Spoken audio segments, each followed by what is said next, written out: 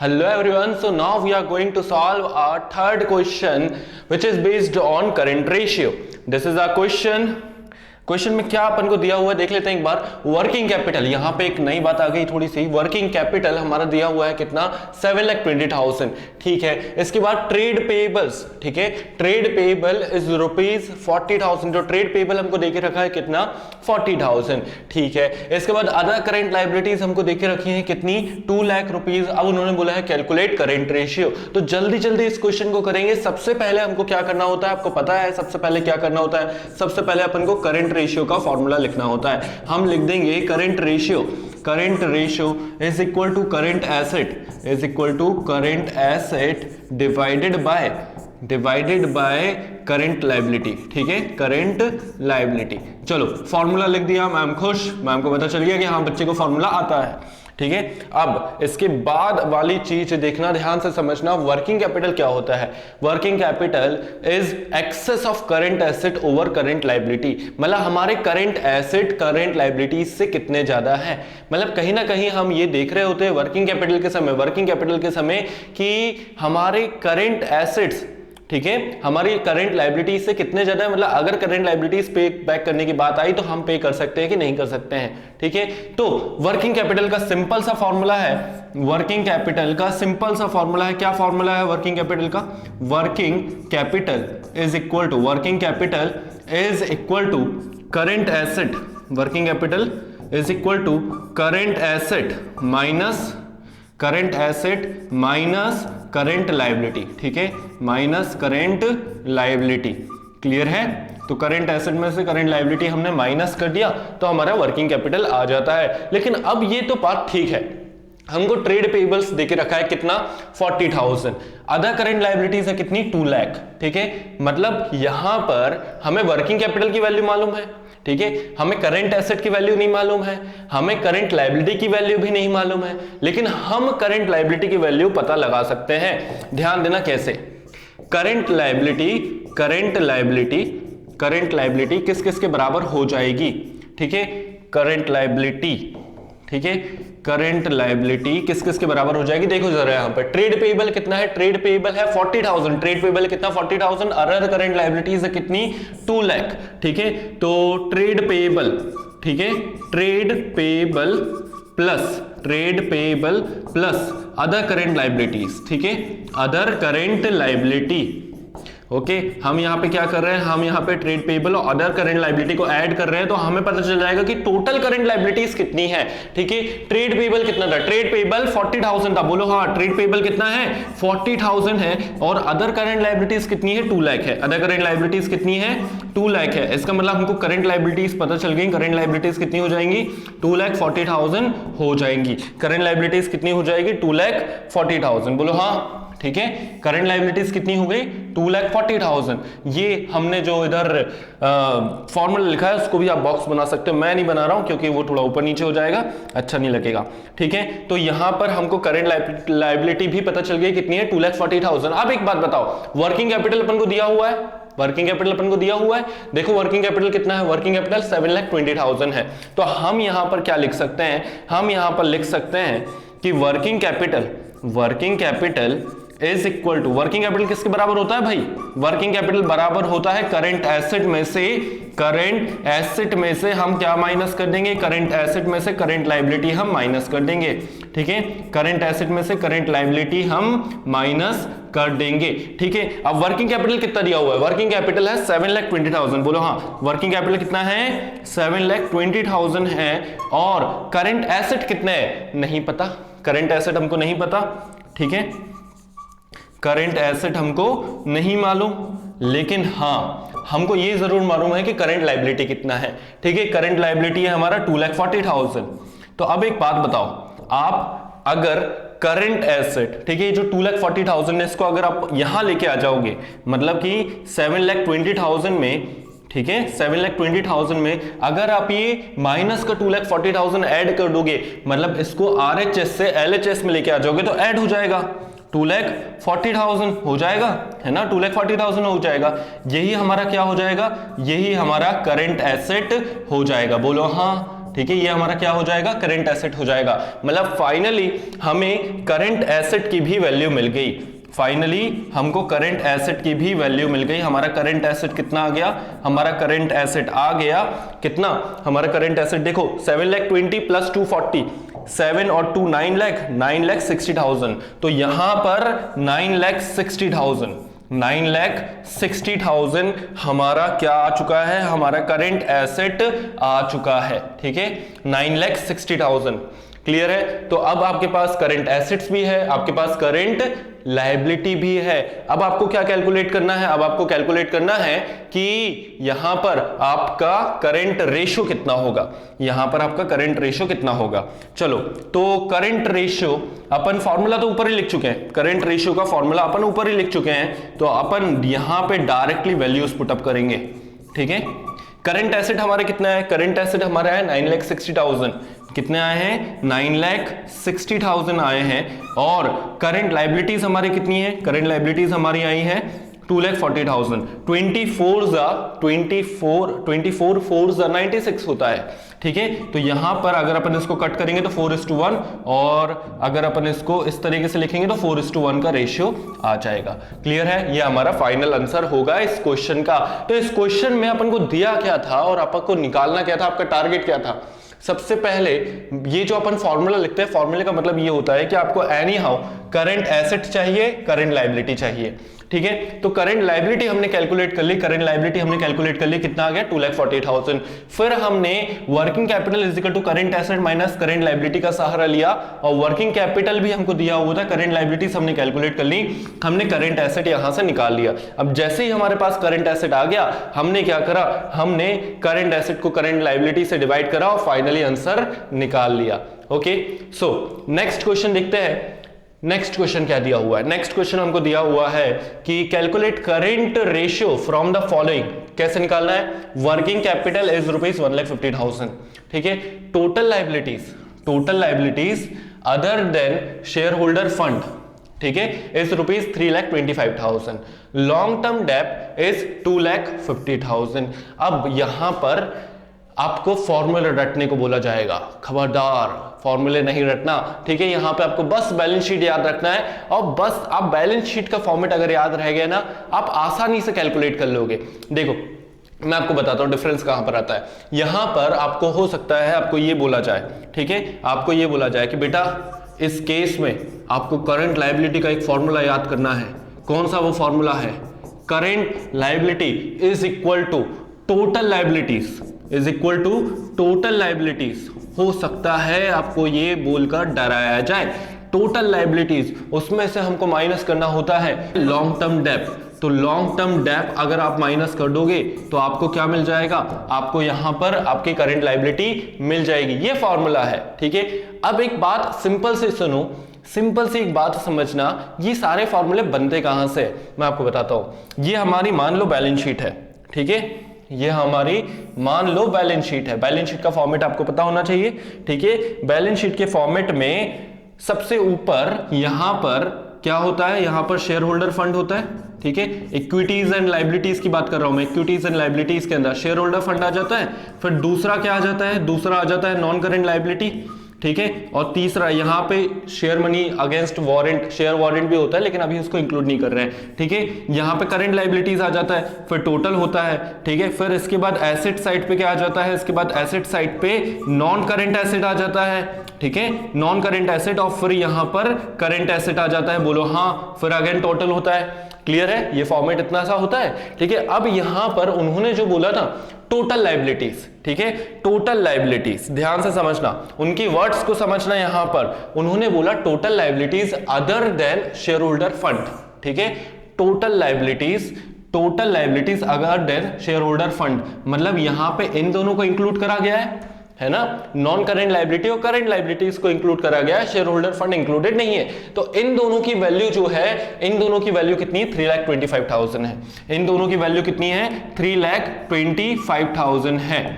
ठीक है, क्लियर है। और इसके बाद ये जो नॉन करंट लायबिलिटीज है, नॉन करंट लायबिलिटीज के अंदर आ जाता है long term borrowing, debentures, bank loan जो लंबे समय के लिए लिए गए हैं। ठीक है, इसलिए हम इसको बोलते हैं लॉन्ग टर्म डेब्ट। ठीक है। नॉन करंट लायबिलिटी को हम क्या बोलेंगे? नॉन करंट लायबिलिटी को हम बोलेंगे लॉन्ग टर्म डेप। क्लियर है? इसको हम क्या बोलेंगे? लॉन्ग टर्म डेप, ठीक है, या कभी कभी हम इसको अकेला डेप भी बोल देते हैं, ठीक है। तो नाम ध्यान से रखना, ये ट्रिक बहुत ही प्यारी है, आगे चल के आपको इसका महत्व समझ में आएगा। जो मैं बोल रहा था ना प्रीवियस वीडियोस में कि फॉर्मूला बनाना सिखाऊंगा, वही फॉर्मूला अपन बनाना सीख रहे हैं। ध्यान रखना, यहां पे non current liability, current liability मतलब total liabilities other than shareholder fund कितनी दी हुई है? 3,25,000, और उन्होंने बोला है कि लॉन्ग टर्म डेप कितना है? 2,50,000। मतलब कि अगर ये पूरा 3,25,000 है और नॉन करेंट लायबिलिटी कितना है? नॉन करेंट लायबिलिटी 2,50,000 है, ठीक है। नॉन करंट लायबिलिटी कितना है? 2,50,000 है। इसका मतलब क्या आप ये कैलकुलेट नहीं कर सकते? बिल्कुल कर सकते हो, बिल्कुल कर सकते हो। नॉन करंट लायबिलिटी और करंट लायबिलिटी कितना है? 3,25,000। नॉन करंट लायबिलिटी अकेला कितना है? 2,50,000। मतलब आप जाहिर सी बात है बहुत आसानी से आप क्या करोगे? इसको बोलते हैं टोटल लायबिलिटीज। टोटल लायबिलिटीज में से आप नॉन करंट लायबिलिटी माइनस कर दोगे, आपके पास क्या बचा? आपके पास करंट लायबिलिटी बचा, इसलिए ये फॉर्मूला बना, ठीक है। तो current liability is equal to total liabilities. Total liabilities कितना है?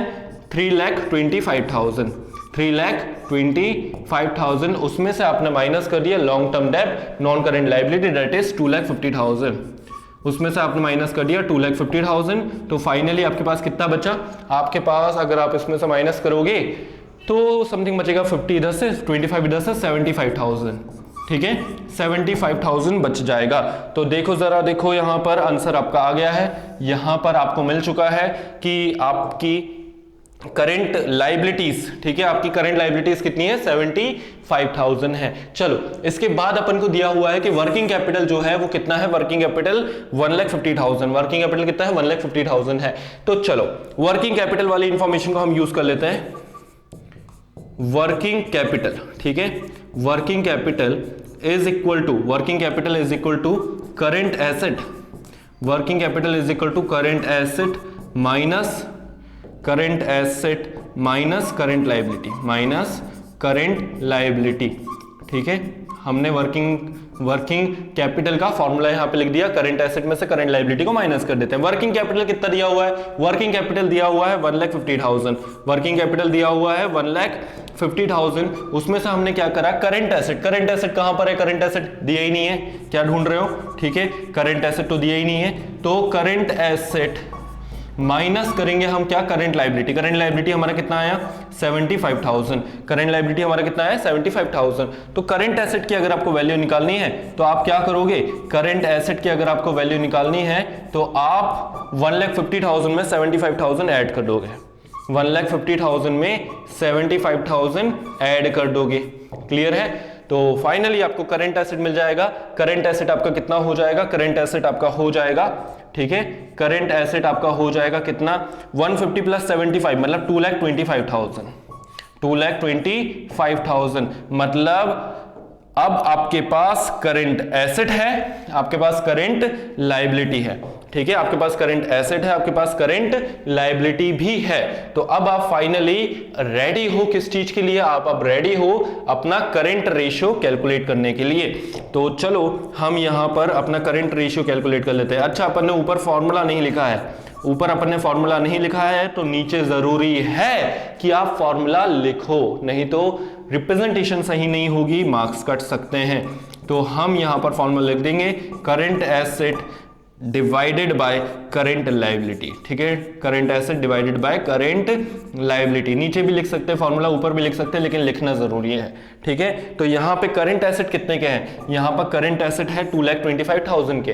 कितने के हैं? 2,25,000 के हैं।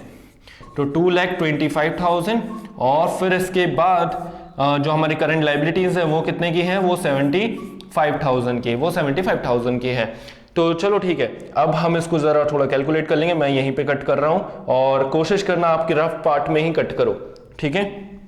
तो ये यहां पर कट कर दिया, यहां पर हो जाएगा कितना? 1 और 5 15, और यहां पर हो जाएगा 4 5 25, ठीक है। तो ये 3 बार में, तो ये रेशियो कितना आ गया? 3/1, या इसका फाइनल आंसर हो जाएगा 3:1।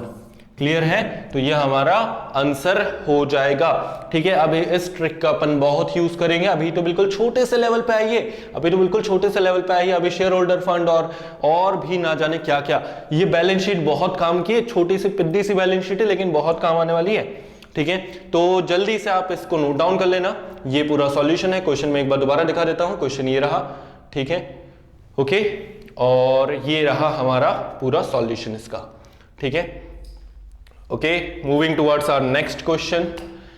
Let's see another question, question number 5। इसमें क्या दिया हुआ है भाई? करंट एसेट दिए हुए हैं 4 लाख के और इन्वेंट्रीज दी हुई है 2 लाख की। वर्किंग कैपिटल दिया हुआ है 2,40,000 और कैलकुलेट करंट रेशियो बोला है। तो यहां पर सबसे पहले जो चीज याद आ जानी चाहिए वो हो जानी चाहिए कि हम करंट रेशियो का फॉर्मूला लिख दें। ठीक है, करंट रेशियो का फॉर्मूला लिख दें, पहले लिख दो या बाद में लिख दो, कोई फर्क नहीं पड़ता, लेकिन लिखना जरूर। ठीक है, तो current asset divided by current liability.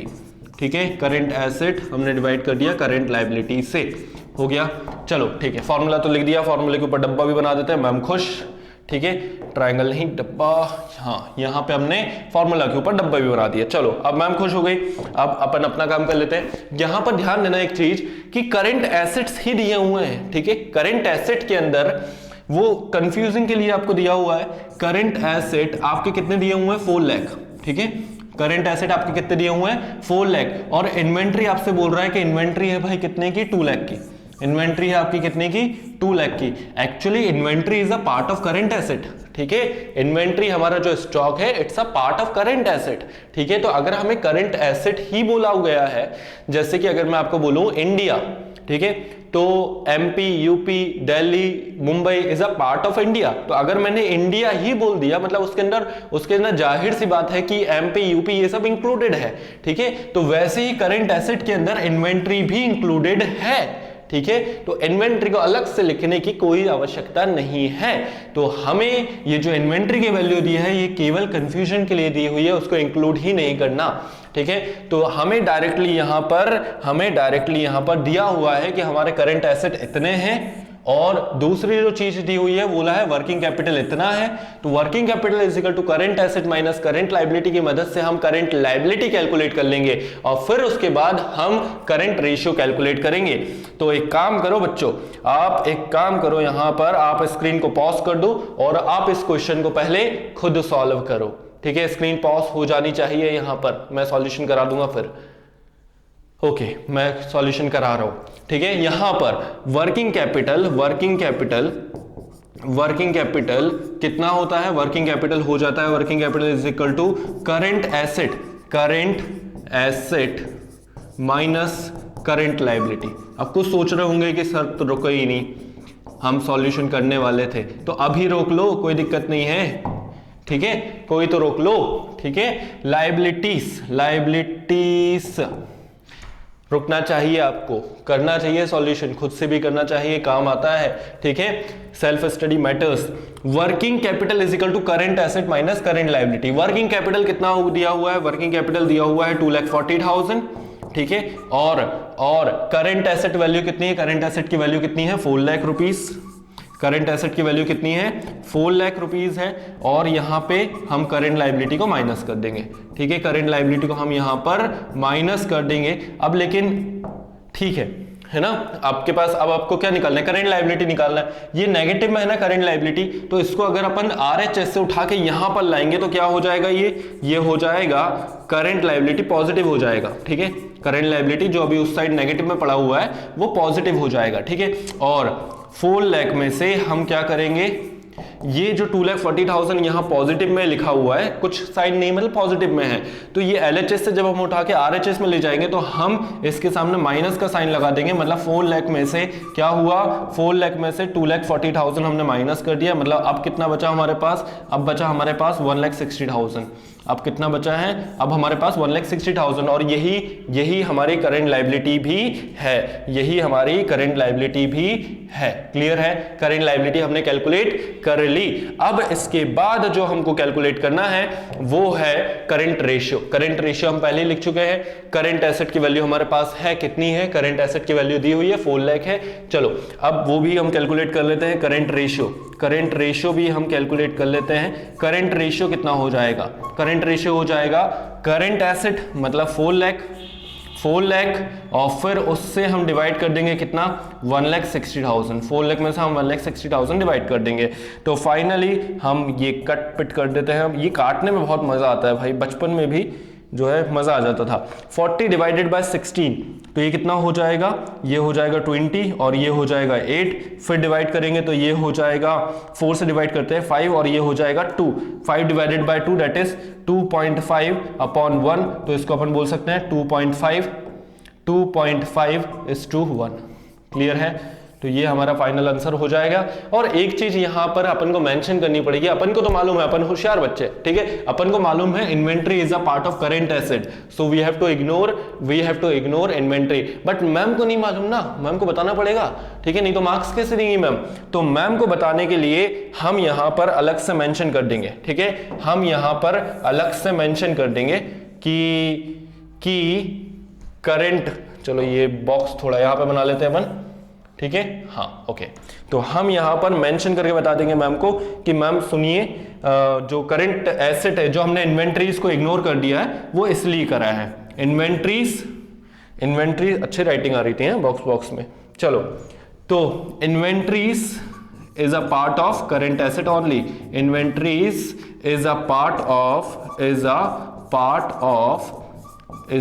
Of current asset only, ठीक है। इन्वेंट्रीज जो है वो करंट एसेट का ही हिस्सा है, ठीक है। So we will count only current asset, ठीक है, इसलिए हम करंट एसेट को ही देखेंगे, ठीक है, करंट एसेट को ही देखेंगे, ओके, केवल हम करंट एसेट को ही देखेंगे। तो वो नोट भी लिखना जरूरी होता है। चलो यहां तक अपने क्वेश्चन देखें, और भी कुछ इंपॉर्टेंट क्वेश्चंस हम देखेंगे, बिल्कुल देखेंगे, करंट रेशियो पे बेस्ड। आप जल्दी से इसको कॉपी करें, मिलते हैं फर्दर वीडियोस में, ओके।